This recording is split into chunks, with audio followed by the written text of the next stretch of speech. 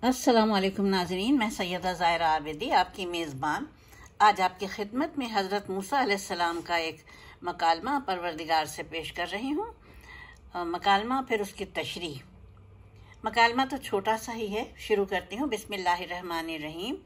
रब्बे शरह ली सदरी वयस्सिर ली अमरी वहलुल उक़दतम मिन लिसानी यफ़क़हू क़ौली। अल्लाहुम्मा सल्लि अला मुहम्मदिन व अला आलि मुहम्मदिन कमा सल्लैता अला इब्राहीमा व अला आलि इब्राहीमा इन्नका हमीदुम मजीद। अल्लाहुम्मा बारिक अला मुहम्मदिन व अला आलि मुहम्मदिन कमा बारकता अला इब्राहीमा व अला आलि इब्राहीमा इन्नका हमीदुम मजीद। ये तो हम सब जानते हैं कि हज़रत मूसा अलैहिस्सलाम का लक़ब कलीमुल्लाह इसलिए था कि आपसे परवरदिगार आलम कलाम किया करता था। तो एक दिन का जिक्र है कि हज़रत मूसा अलैहिस्सलाम जब कोहे तूर पर तशरीफ़ रखते थे, उस वक्त उन्होंने अल्लाह ताला से सवाल किया कि परवरदिगार तूने इतनी नेमतें उतारी हैं, लेकिन अगर तरजीही बुनियाद पर कोई इंसान कोई एक नेमत मांगे तो आप क्या देंगे? अल्लाह ताला ने फरमाया सेहत। अब देखिए अल्लाह ताला का ये जवाब था। अब इसकी तशरीह देखिए आप कि सेहत अल्लाह ताला का बहुत बड़ा तोहफ़ा है और कुदरत ने जितनी मोहब्बत और मंसूबा बंदी से इंसान को सेहतमंद रखने के लिए सब कुछ किया है, हमें क्या कुछ नहीं दिया है इस नेमत में, सेहत की नेमत में। हमारे जिस्म के अंदर ऐसे निज़ाम मौजूद हैं कि जब हम उन पर गौर करते हैं तो हमारी अक्ल हैरान रह जाती है। हम में से हर शख्स 4,500 बीमारियां साथ लेकर पैदा होता है। ये देखिए मालूम 4,500 है। ये बीमारियां हर वक्त सरगर्म अमल रहती हैं, मगर हमारी क़ुव्वत मुदाफ़ियत, हमारे जिस्म का निज़ाम इन हलाकत आफरी बीमारियों से हमको महफूज रखता है और कंट्रोल करता है। हमारा यानी जिस्मानी निज़ाम। सिर्फ हमारे मुंह के अंदर रोज़ाना ऐसे जरासीम पैदा होते हैं जो कि हमारे दिल को कमज़ोर कर देते हैं। लेकिन जब हम जॉगिंग करते हैं या वॉक करते हैं या तेज़ चलते हैं तो हमारा मुंह खुल जाता है, हम तेज़ तेज़ सांस लेते हैं। ये तेज़ तेज़ सांसें उन जरासीम को मार देती हैं और यूं हमारा दिल इन जरासीमों से पाक हो जाता है। देखिए बाईपास कितना कब होता है? जब इंसान का दिल बिल्कुल आखिरी उस पर होता है। अभी हुआ है, मेरे बेटे का भी बाईपास हुआ है 28 अगस्त को। अल्लाह ताला ने करम किया कि उसकी ज़िंदगी वापस कर दी हमें। खुदावंद करीम सबके लालों को सलामत रखे, सबके सदक़े में मेरे लाल को भी सलामत रखे, मेरे सब लालों को सलामत रखे।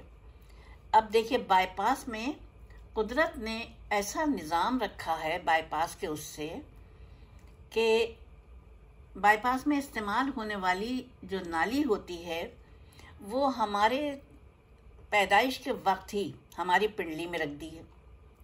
ये अगर ना होती तो शायद दिल का बाईपास मुमकिन ही ना होता।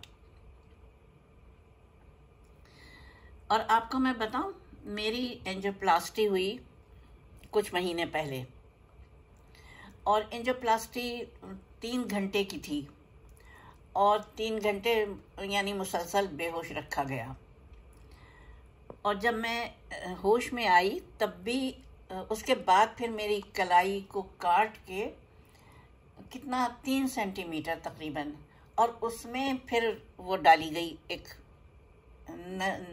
नलकी से कुछ डाला गया जो कि काफ़ी आधा घंटा तकरीबन लगा, लेकिन वो साफ लग रहा था कि अंदर जा रही है चीज़। अब उसको देखिए, ये तो हो गया दिल का मामला कि कोई रग है कलाई में, कोई रग है पिंडली में और कुछ रगें हैं हमारे जॉइंट्स में, जो हमारी टांगों के जॉइंट्स होते हैं, वहाँ भी अमल होता है सर्जरी का, चाहे एंजियोप्लास्टी हो, चाहे और दूसरा वो हो, लेकिन जॉइंट्स में भी जाती हैं ये सारी कार्रवाई। अब गुर्दों को ले लीजिए। गुर्दों की ट्रांसप्लांटेशन 17 जून सन 1950 में शुरू हुई।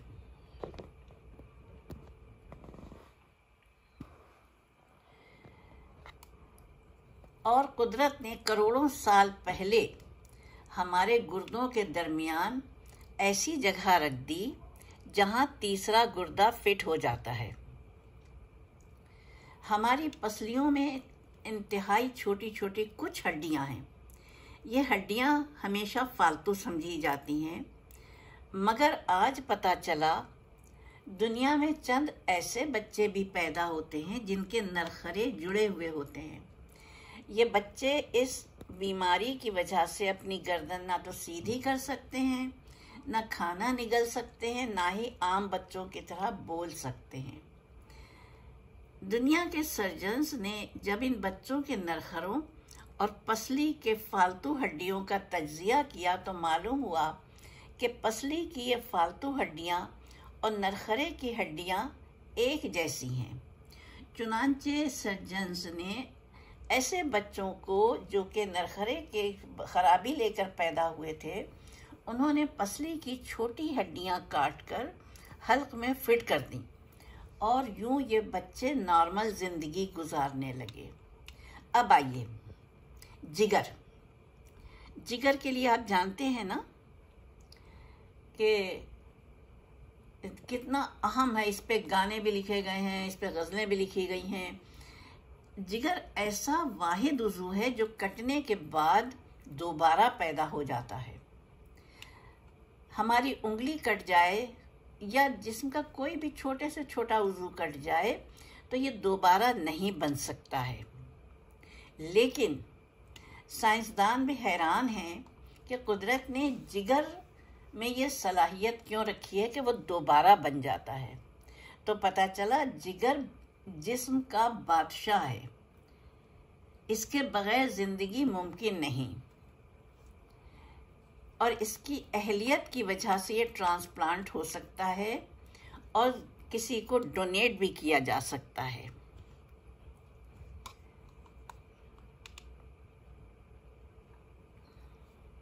ये कुदरत के ऐसे मौजज़े हैं जो इंसान की अक्ल को हैरान कर देते हैं, जबकि हमारे बदन में हजारों ऐसे मौजज़े छुपे हुए हैं।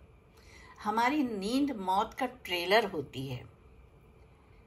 हमारी ऊँघ, नींद, गहरी नींद, बेहोशी और मौत, ये पांचों सिलसिले एक ही मरहले के हैं, मुख्तलिफ मराहिल के। जब हम गहरी नींद में जाते हैं तो हम मौत और ज़िंदगी के दरमियान सिर्फ एक मरहला होता है। हम हर रोज़ सुबह मौत की दहलीज से वापस आते हैं, मगर हमें एहसास ही नहीं होता कि हम दूसरी ज़िंदगी लेके उठे हैं।